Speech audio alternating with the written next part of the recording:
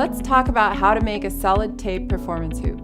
This is the technique used by the Hoopology Master Hoopsmith. For this tutorial, the connection will be perfected after taping the hoop. Start by measuring out the length of tubing you need for the desired diameter of your hoop, and then add 1.5 inches of tube to the measurement. Why measure over the necessary length? It's because after we complete the tape job, we will be cutting down the tube to the exact size, and this method ensures a nice clean cut and prevents the ends of the tape from peeling up at the connection. Utilize the hoop tape calculator on the Hoopology website to determine how much tape you will need for the hoop. Connect the hoop together without installing the hardware. To start your tape job, begin on the very left side of the connection.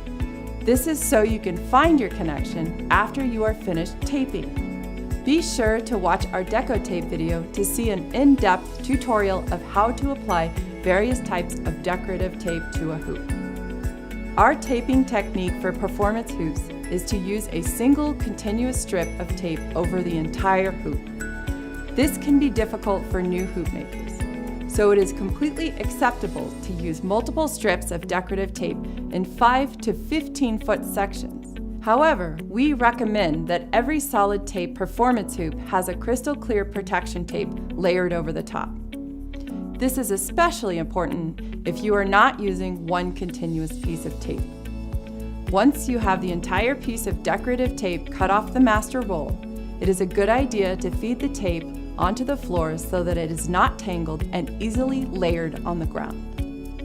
This will allow you to easily work with the tape as you are applying the tape to the tube, and will minimize its natural tendency to coil and tangle into knots as it is being applied. Tape the hoop continuously all the way around and overlap at the connection by at least a ½ inch. More specifically, you want to tape all the way back to the starting point and overlap your tape job so that the hoop looks solidly taped. Once you have completed taping the entire hoop to your satisfaction, the next step will be to create the connection. Locate your box cutter knife and find the connection on the hoop. Take the box cutter knife and lightly apply pressure at the seam of the connection, cutting all the way around.